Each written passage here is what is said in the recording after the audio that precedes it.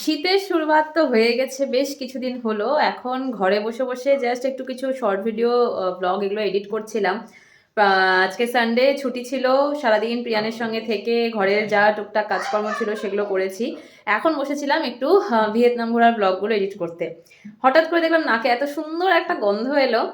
অনেকদিন হয়ে গেল আমি ডেলি ব্লগ করি না, মানে এখন আর সময় হয় না, সেরকম করা হয় না, বাট এটা শেয়ার করতে ইচ্ছে করলো যে না, এই বছরের শেষ, কারণ আর দুদিন বাকি বছর শেষ হতে, আর নতুন বছরের শুরু, দুটোরই উপলক্ষে আমাদের এই শীতের প্রথম মালপোয়া ভাজা হচ্ছে। এই যে এই হচ্ছে সেই মালপোয়া যার গন্ধে আমার কাজকর্ম ফেলে আমি চলে এসেছি রান্নাঘরে।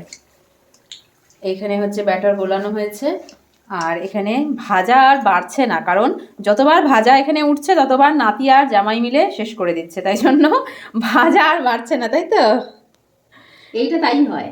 হ্যাঁ, এই ভাজাগুলো এরকমই, বাড়িতে সব বাড়িতেই বোধহয় হয় এরকমই। কারণ এই যে গরমা গরম ভাজার একটা টেস্ট, মচমচে একটা ভালো লাগে, সেটা ঠান্ডা হয়ে গেলেও ভালো লাগে, বাসি পিঠেও ভালো লাগে, বাট এটার টেস্ট আলাদা, তাই না?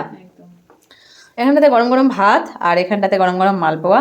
মালপোয়া খেয়ে মনে হচ্ছে সবার পেট ভরে যাবে, ভাতটা আর কি হবে জানি আর না। যে ভাজে তারও ভালো লাগে, যে ভাজতে ভাজতে ওদিক থেকে প্রশংসা হয়, দারুণ হ্যাঁ হয়েছে, দারুণ হ্যাঁ, হয়েছে, খেতে নাতি খেতে এখন তো নাতি এসে এসে প্রশংসা করে দিচ্ছে, আর হ্যাঁ। প্লেট নিয়ে বলো, প্লেট নিয়ে রান্নাঘরে ছুটে চলে এসছে যে আরেকটা দেবে, আরেকটা দেবে।